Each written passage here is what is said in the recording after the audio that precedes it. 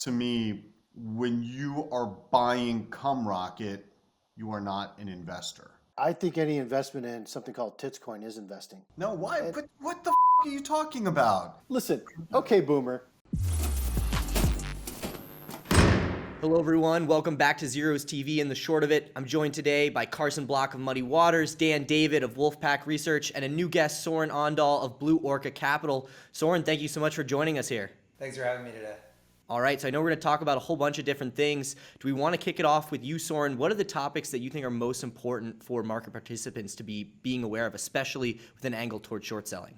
Well, I think it's just managing the volatility at this point. I mean, we see these wild swings in the market in the last week or so, and we're also seeing just the flows of funds from speculative assets like crypto into meme stocks and then back out. So just trying to have to ride that wave and manage that risk is just going to be important, I think, for the next couple of weeks.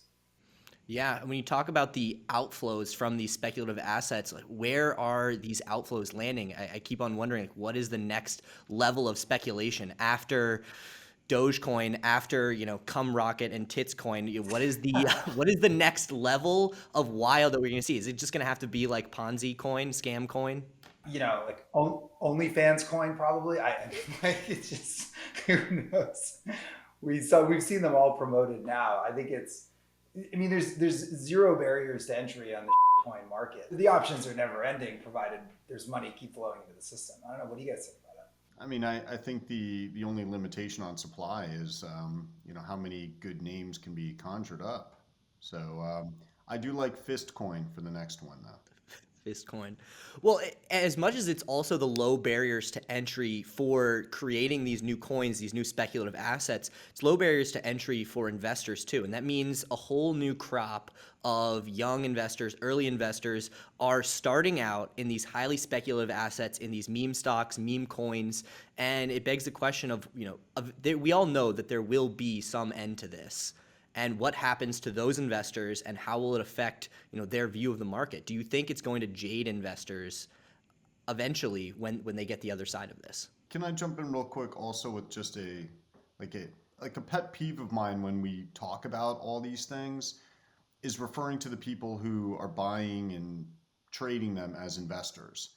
And I'm not being facetious here, but I really don't know that, and maybe this is part of the philosophical component to the question you just asked, Max, but I mean, can you call anybody who's buying Dogecoin an investor? I mean, really? Well, that's a good question. But the same thing, if you go back and you read like Ben Graham, they talk about the difference between a speculator, a smart speculator, and an investor, and that difference. And that line has certainly been blurred. I mean, I even think about it with most public equities. Most people, when they buy a share of Apple, they think that money that they just invested in the company. All they've done is trade with another person, trade a stock certificate, but that money hasn't actually gone into Apple. So, I mean, much of the investing that we do is really speculation.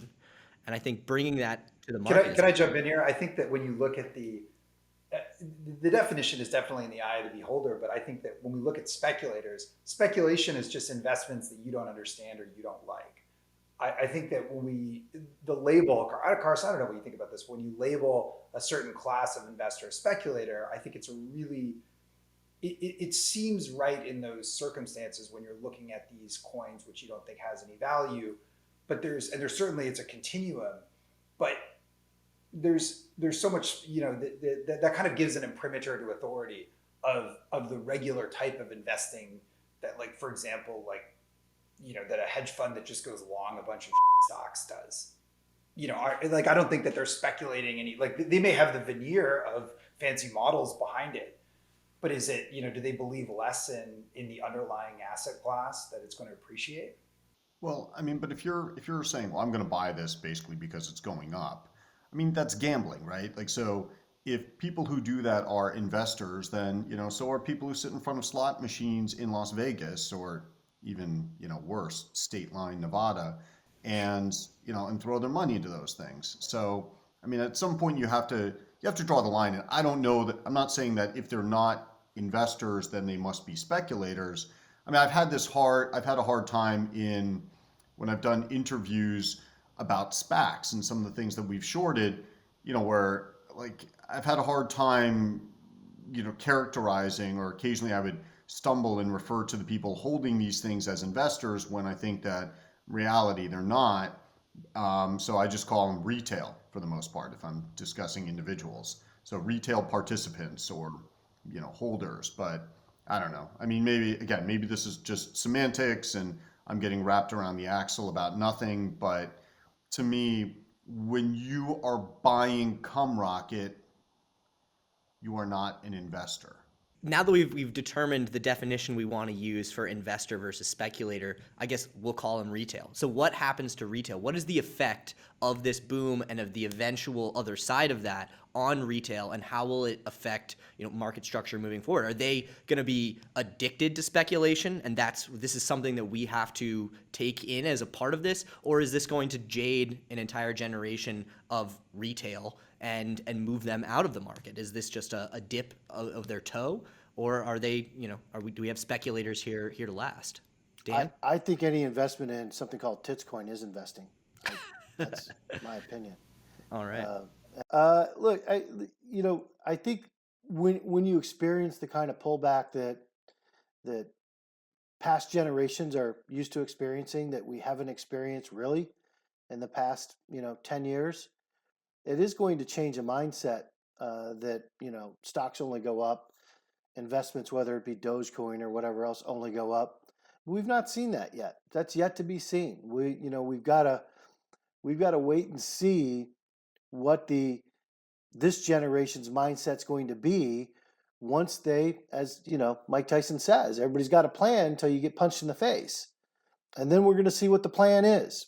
Well, we did get that first punch in the face, it feels like, last week off of some news about, one, the IRS, I think, they want information on any crypto transaction over $10,000, as well news of crackdowns in China.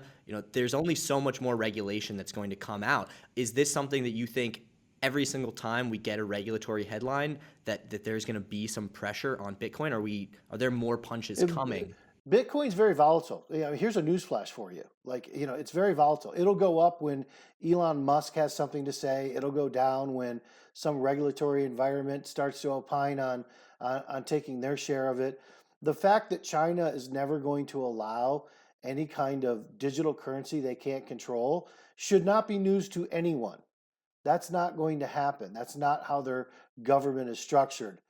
So I don't really think this might have been a slap in the face, but this wasn't a shot between the eyes. I mean, when you start to see this thing really get cut in half and then half again, then you're going to see people really starting to say, oh, wow, well, I'm not playing in a fair game. No, this is not fair. I've got a friend who's he's got a fintech company, like a real one, and he's not in the total douchey part of fintech, which is probably most of it.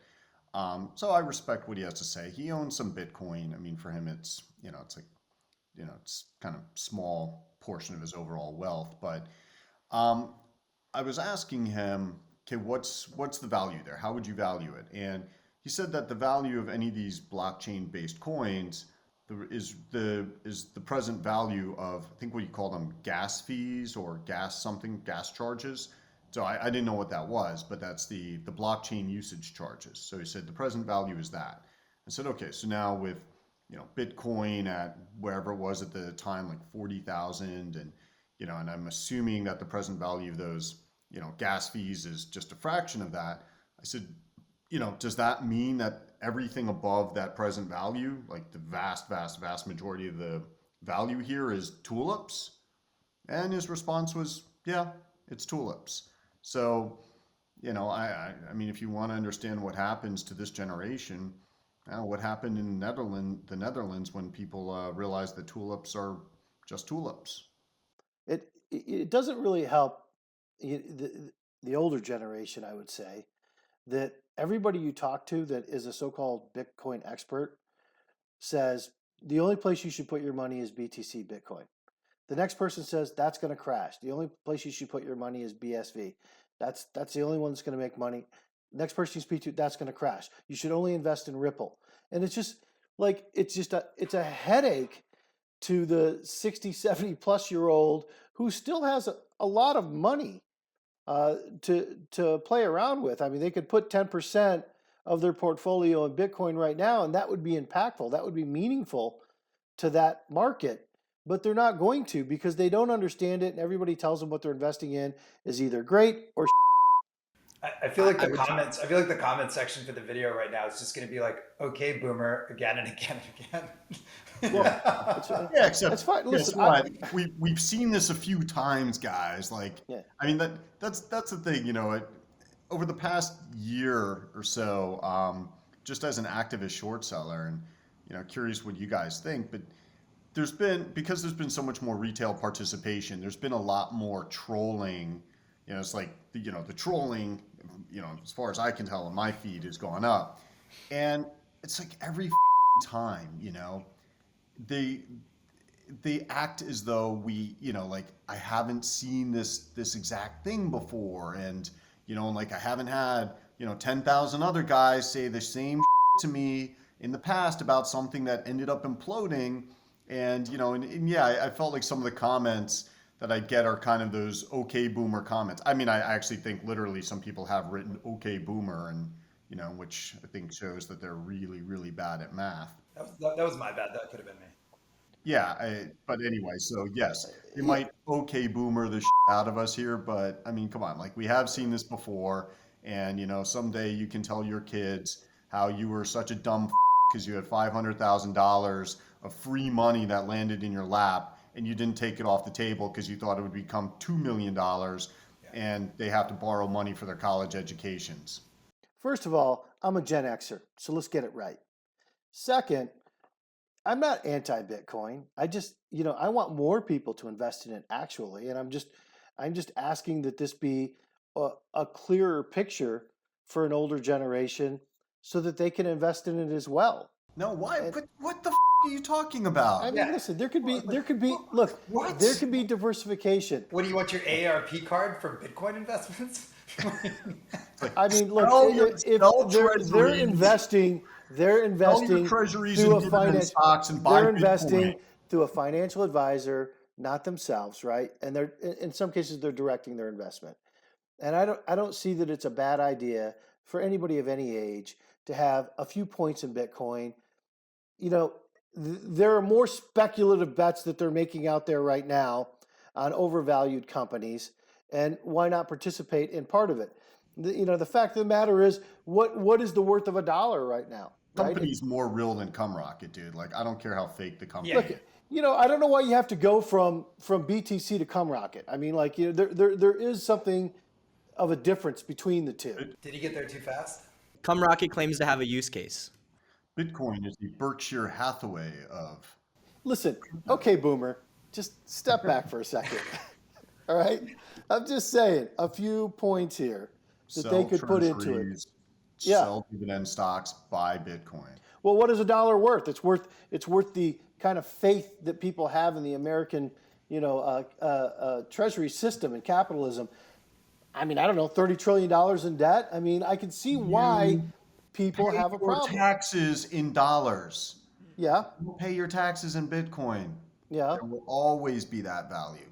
Well, and it's more than just the debt. I mean, there's however many millions of acres of arable land, 2 giant coastlines, big defense. I mean, that's not what Bitcoin has. And you've been focusing on the older investor, but as a younger investor myself, the information that it's out there for us, I mean, it's not just the older generation of investors who find it confusing to invest in crypto or to try and understand the value because of what you were talking about in terms of the polarization. It's one coin or no coin. There is no middle ground of, I think this is an asset class worth exploring, having some reasonable percentage, but that is not the way the rhetoric is structured.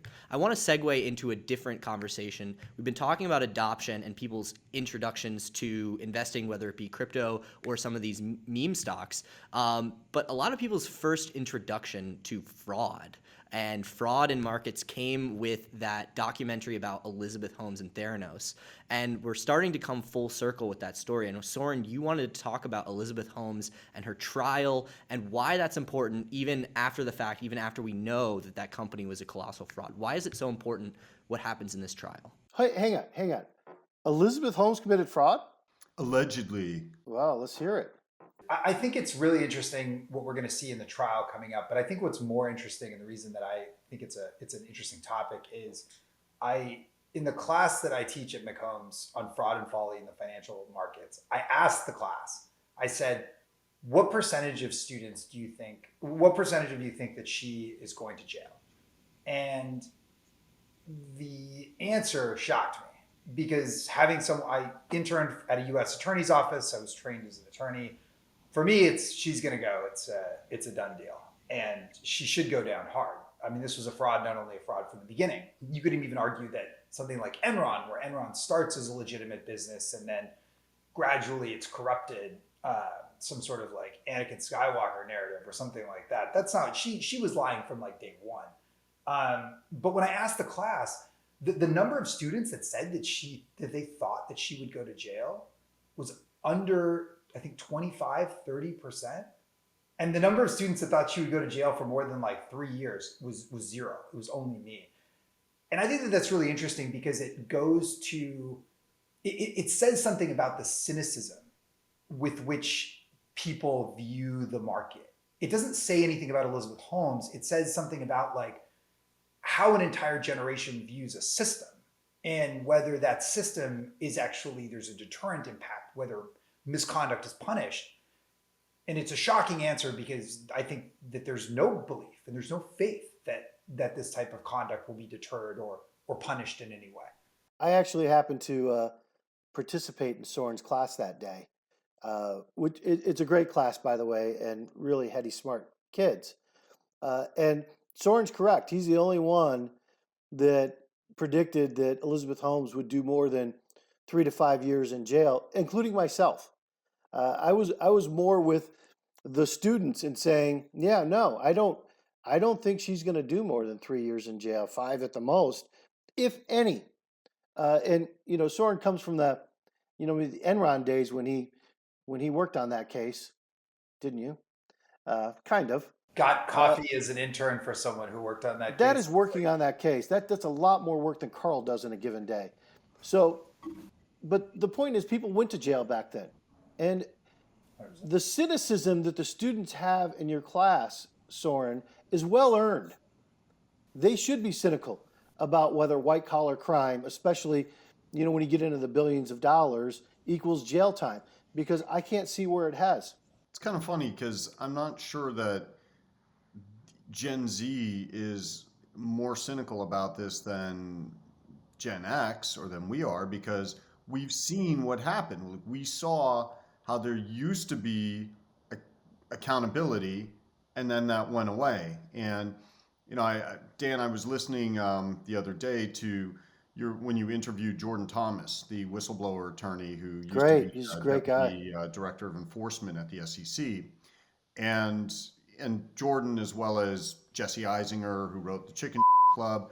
I mean, really, they look at the Enron prosecution, the Arthur Andersen prosecution, as the high watermark of accountability and enforcement. But in their view, and it sounds reasonable to me, there was this backlash against aggressive enforcement within the enforcement agencies after that, because they thought that, okay, well, you killed Arthur Andersen, which was a real firm that had, as Jordan put it, I think had gone astray, but there were a lot of people who worked there who had nothing to do with it, and the U.S. government put the firm out of business. And so I guess after that, everybody became very sensitive about imposing accountability. But to me, that doesn't explain why individuals are not prosecuted. So my point being, and yeah, I'm much more cynical than the average person is, but as a Gen Xer,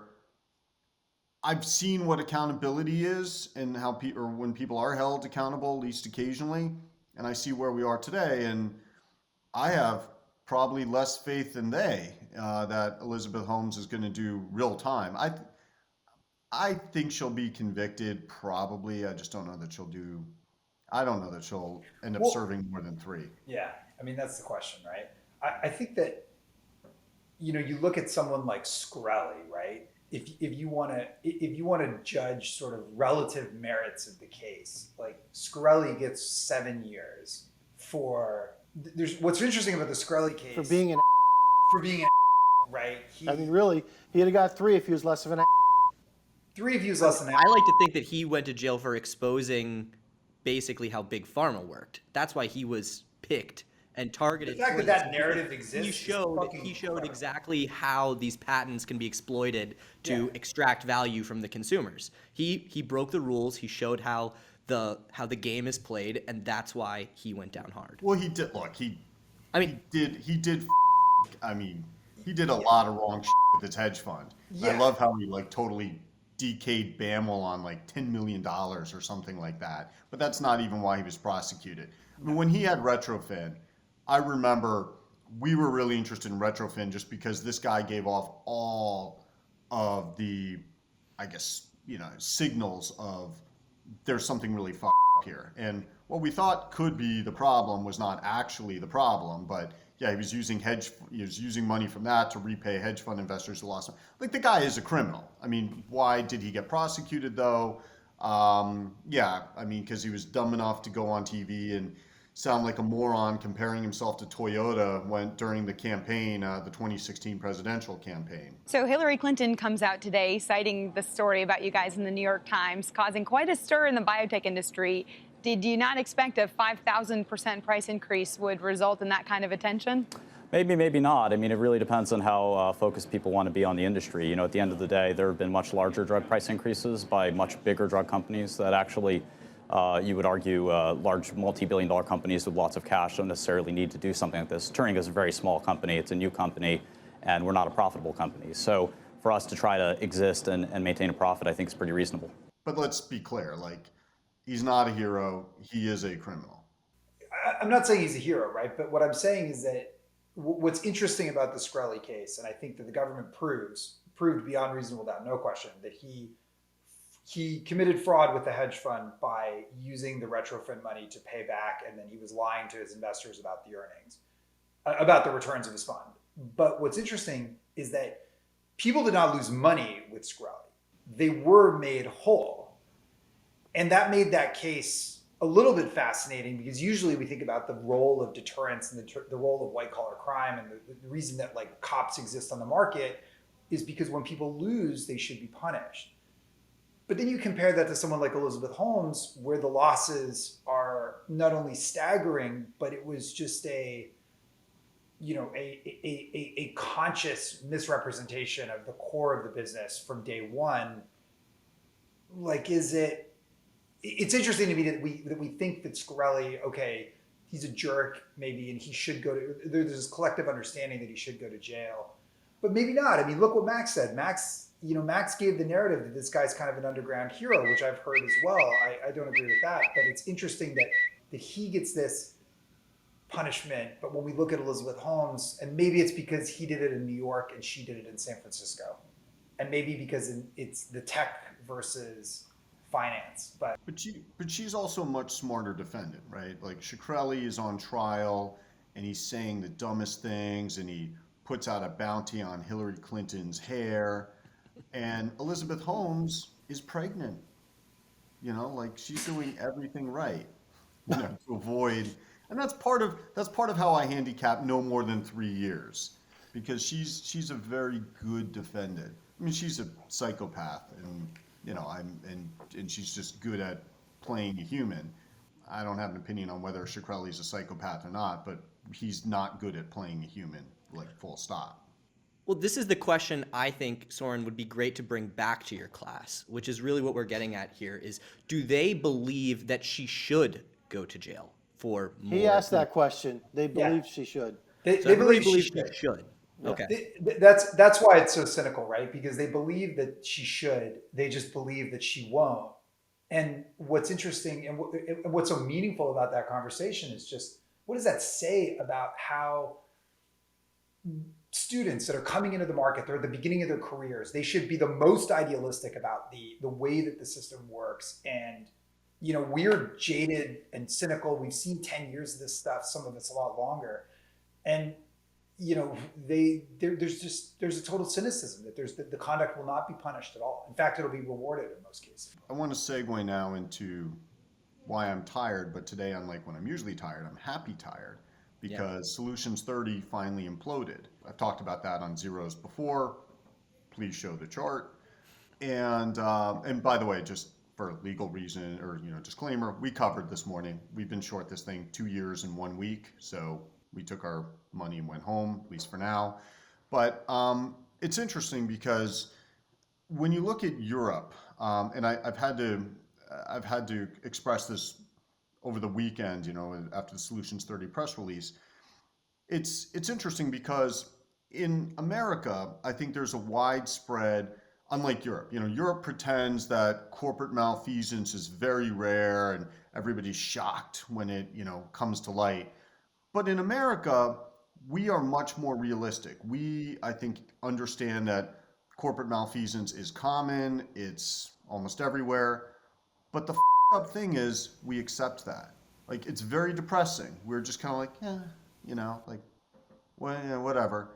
So Europe, I think, is not even where we are yet. They certainly accept it because they deny that it exists.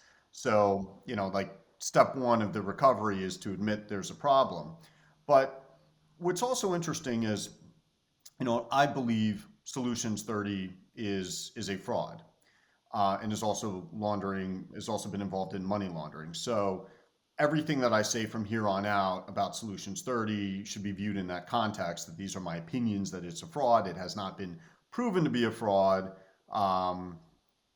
But in any event, but so when you look at Wirecard and Solutions 30 from that perspective, Wirecard was shorted publicly by Zer0es in 2016. These guys could have taken their foot off the gas, right? I mean, Wirecard made up all these numbers. The business was, I think, like half real, but half fraud. But instead, they said, no, we want to become like one of the most valuable, like the most valuable fintech company in Europe. And they ramped it. And see, if they had taken their foot off the gas, short sellers get their win, Dan McCrum's not as interested because the thing has collapsed, they probably could have gotten away with this, right? But they felt, somehow, I guess they felt that, maybe it's because they're in Europe, that they could get away with it, that they could do this and give everybody the finger. And Solutions 30, again, I feel the same thing. We were publicly disclosed as short because how the regulatory framework works in Europe. We didn't say why we're short, but we had to say that we are short in May of 2019. So here it is 2 years later, finally unwinding. And so my view that it's a fraud, why didn't they just back off and stop growing the business or growing the numbers and just get away with it? So it's really interesting that, especially in Europe, and I think that's true to some extent, but Europe may be more egregious, there's just this mentality of, I can get away with it, and you. Well, in Wirecard's defense, they did have BaFin captured, so that probably made them feel better. Well, right, but that's what I'm saying. They felt that they could get away with it, and Right. so it's They did get away with it. Yeah. They got away with it for years. Is the lesson here that, like, why didn't they think they get away with it? Maybe the lesson is, like, why did we think they wouldn't?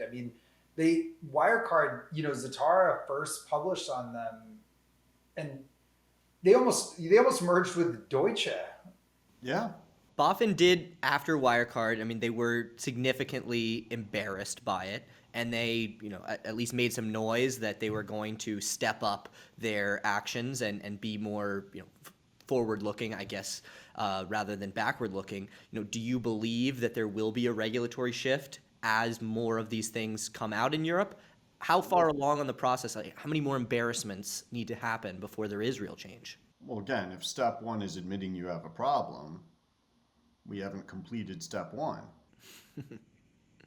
Yeah. Well, Carson, you mentioned they imploded, but we didn't actually get into some of the nitty-gritty of what happened. Why did the market finally come to see it your way? the company's audited financials were due, its annual report was due April 30th. Now, on April 28th, the company issued a press release, great numbers for 2020, but April 30th came and went, no annual report or financials filed.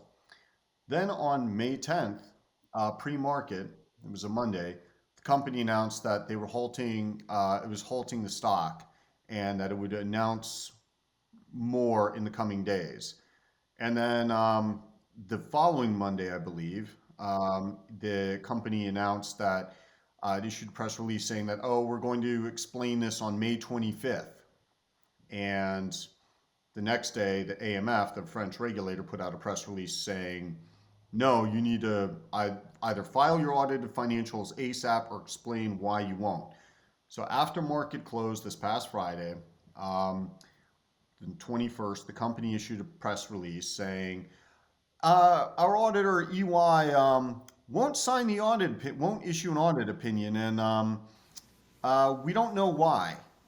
Which, I mean, I knew that whole "we don't know why" was complete bullshit. So Saturday morning, I wrote this report draft in which I was pointing out why I thought that was a lie.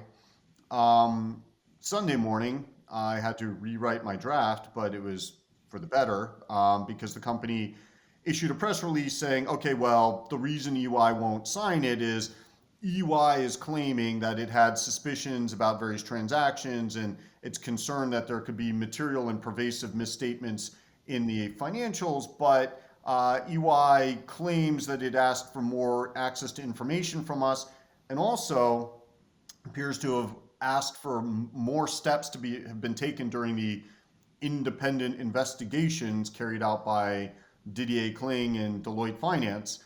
But the company said no. Now the company, when it issued this press release, said, but we've been very cooperative. And by the way, our 2020 numbers were fantastic. And like, that is so amazingly brazen to me. And there's an interesting point there about the board, because usually in these situations, you've got a board that was lazy and inept. So a lazy and inept board by this point in time, when the auditor says, I'm not going to sign the financials or sign the opinion, like heads roll, people are throwing each other under the bus. Management is on its way out or board members are resigning. But these guys are so committed. They're all they all view themselves as in the same little lifeboat here. So, the board is standing behind the management and the company and again, totally on board with these great pronouncements about 2020. And it's like, holy you do not have audited numbers, and your argument for why E&Y is wrong is partly to say our numbers were great.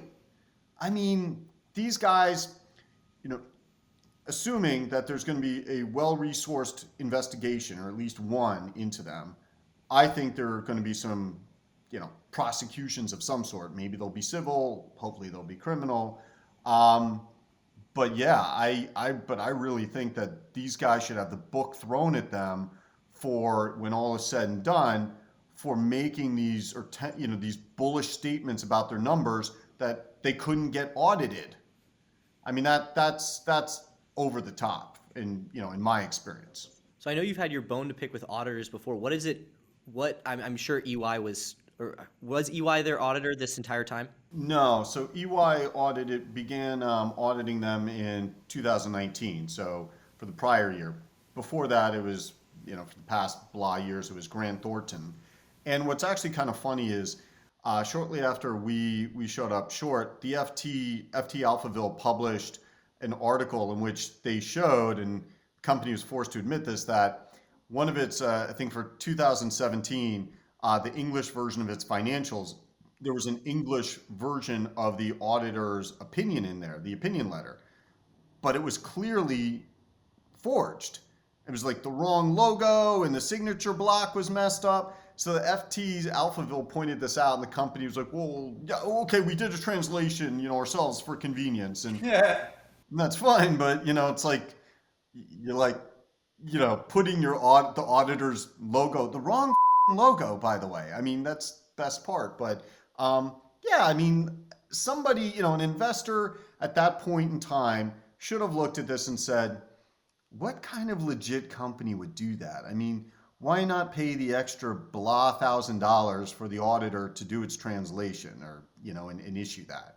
So anyway, yeah, these dudes were from the get-go. These guys have been, to an extent, they've been clowns. But the other thing that is also important to understand, if I'm correct that it is a fraud, it's atypical in that it's really been kind of by 1,000 cuts. So they've done a lot of very small dollar transactions in terms of acquisitions and disposals.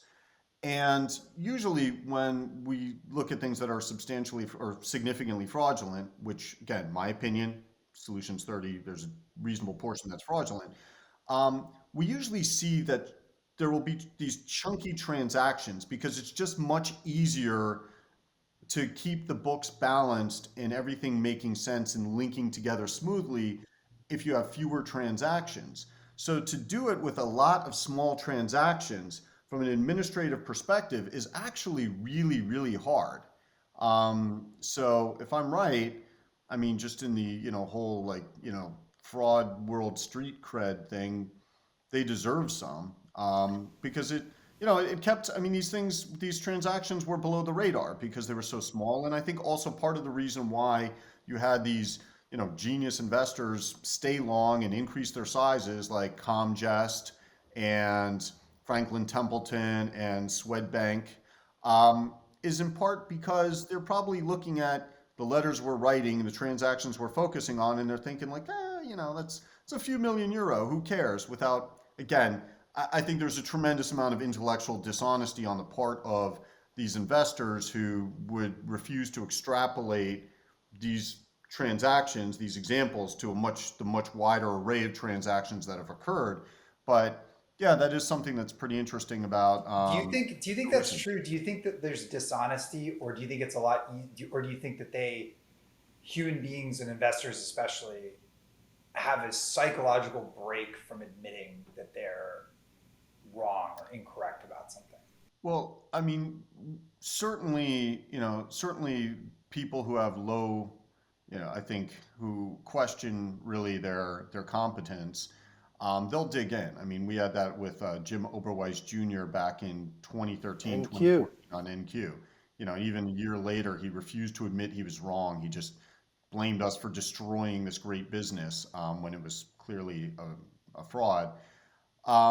But the people who are more secure with themselves will own up to it. But I think if you rewind, to me, the thing is, it's really what happened there with these investors,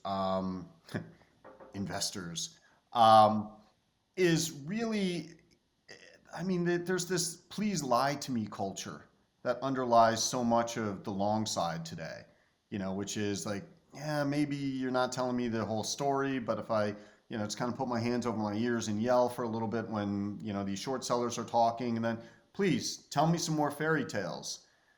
I mean, I really think there's a lot of that in investing today where people they want companies that can bullshit.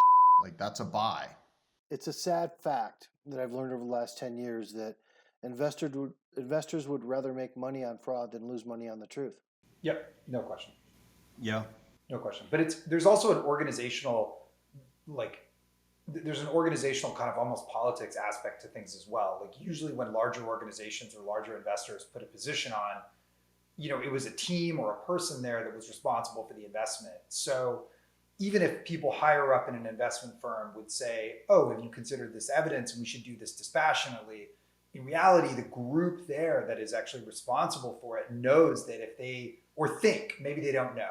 They think if they were responsible for investing in a fraud, that I'm going to get fired. So it doesn't matter if I think the short is correct. It doesn't matter if this new information changes it. I'm locked in to my opinion because otherwise, I'm out. I'm going to get canned. Well, it's like Freddie has made this point. I don't know if he's made this point on camera, but I've heard him say this, and I think it's spot on that when you look at the way most of these long onlys are structured, you have your PM and then you have your analysts.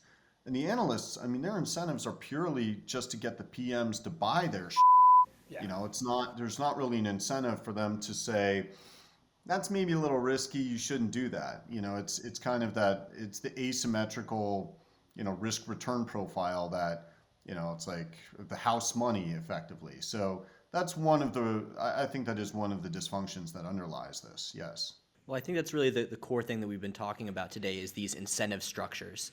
The incentives for founders to fake it until they make it, the incentives for regulators to turn a blind eye to these things, and the incentive for investors to do the same.